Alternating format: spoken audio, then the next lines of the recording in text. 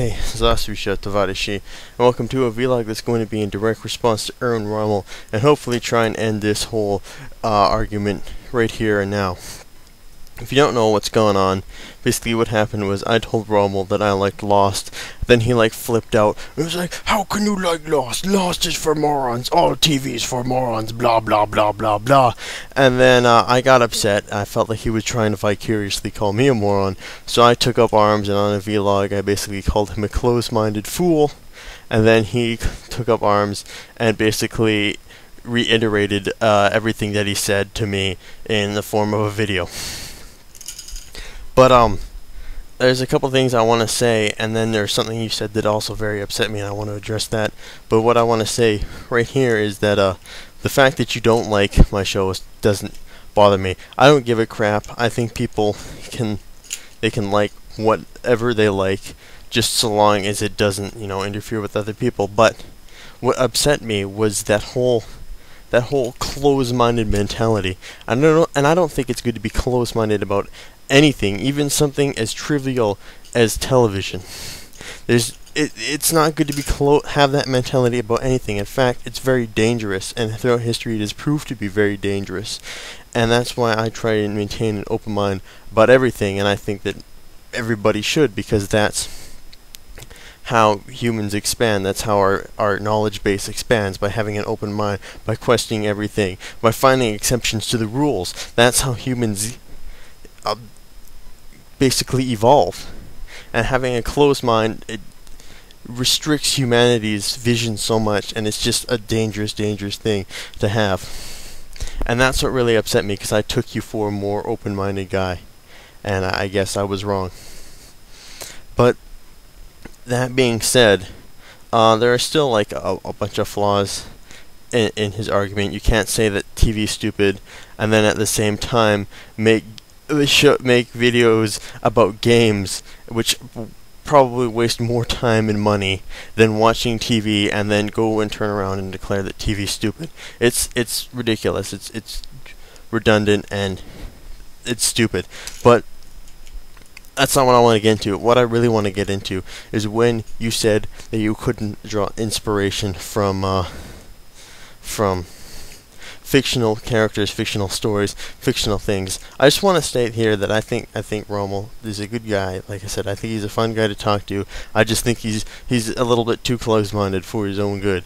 But anyway, going back to my point, I think that is entirely bullshit, because you can draw inspiration from absolutely anything. And the reason you can do that, because it all had to come from here at some point. It all had to come from a human mindset at some point, and that idea and that creativity and that imagination can inspire anybody. Because in the end, that's, when you strip it down, that's what makes humans so different, and what makes us so unique, is that we have the ability to imagine. We have the ability to create beyond any other level that anything on this Earth can do, and that's what makes us so human. And trying to deny that, and to say that we can't draw inspiration from these fictional sources, is stripping away something that is so fundamentally human. It's almost sickening. Like, if we didn't draw inspiration from something that was fictional, then a lot of things wouldn't exist. Like, take science fiction, for example. Somebody read a science fiction novel and say, hey, I want to take that idea that someone had, and I want to make it a reality, and that inspired them to go and do something. Or someone read about a character who did amazing things, and that inspired them to change their lives. It doesn't... Just saying that just strips away some things that are so core and fundamentally human that it really, really upsets me. And there's also a couple of other things that I like to say. You said that people only write stories, they only write scripts for the money. And to some extent that might be true. But when it is true, you can tell it, you can feel it, because the people who write from the heart, the people who have experienced what they're writing, and what they're writing is a manifestation of how they feel, how they think, or who they are. at that point, when they're writing from the heart, then you feel it too. You feel something. You feel empathy. You feel compassion. You feel sorrow, pity, whatever for this person. And that is when writing is genius, and that's when you can tell that someone is writing anything from the heart, whether it be music, story, a TV script, a movie script, anything. And a way that it's really easy to tell is with modern music. Like, you can tell that people who write that kind of stuff, people who write modern, like, hip-hop and pop music, they're only doing it for the money, because you don't feel anything after listening to that song. It doesn't make you feel anything. It's just fluff. Whereas back in like the 90s, back with like Say Hello to Heaven by Temple of the Dog is the most beautiful song of all time, because at every time you can feel the emotion that Chris Cornell and the agony that he went through at the end, and it's just, that's when something is genius. And I think you might be projecting a little bit, because you told me that the only reason you came onto YouTube was to become a YouTube partner and get money. So I think you're kind of projecting your own mindset into everybody else. There's also, I guess, one last point I'd like to get into. I could go on and say that, you know, in Lost, when you found out that John Locke's father had screwed him up to such a point that he actually stole his own kidney and his own organ from him, and you saw the beautiful writing and the beautiful acting that went into that scene, and it made you feel something. It made you feel empathy. It made you feel sorrow, and that's when something's from the heart.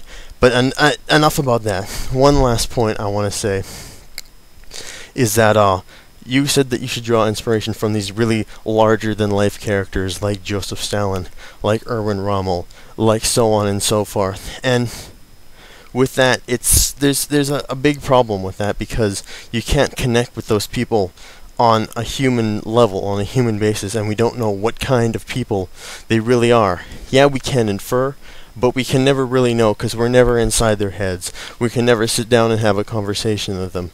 And you can admire what they did, but it's so hard, it's so impossible to admire who they are, and that it can be a very, very important thing, because you can admire who a human being is, and you can admire the good traits in somebody, and it's really hard to do that with such larger-than-life characters, because we don't really know if those good traits exist. I can admire Joseph Stalin for what he did for Russia, for what he did for the Soviet Union, what he did for the whole world, but I can't admire who he was, because I don't know who he was. In all probability, he wasn't a good person, and I can't admire that. But then again, I don't know. Maybe secretly, deep down, he was a very empathetic and very caring person, but he had a very strange way of showing it. I don't know. I can't tell you, and I think that's very important. It's so very important when you're saying, when you're trying to say that I admire this person, I admire them. You have to admire them for, you can admire them for who they are or what they did. And they're two very different things, but both very, very important things. I think I said absolutely everything I wanted to say in a short span of time. I don't want this to continue anymore. I'm not going to say anything more beyond that. Like I said, it's not the fact that you don't like my shows that bothers me. It's the fact that you're closed-minded that bothers me. And let me think for a second. I don't think I have anything more that I needed to say on this whole solution. No, like I said, I think you're a good guy, Rommel. I think you're closed-minded, and that upsets me.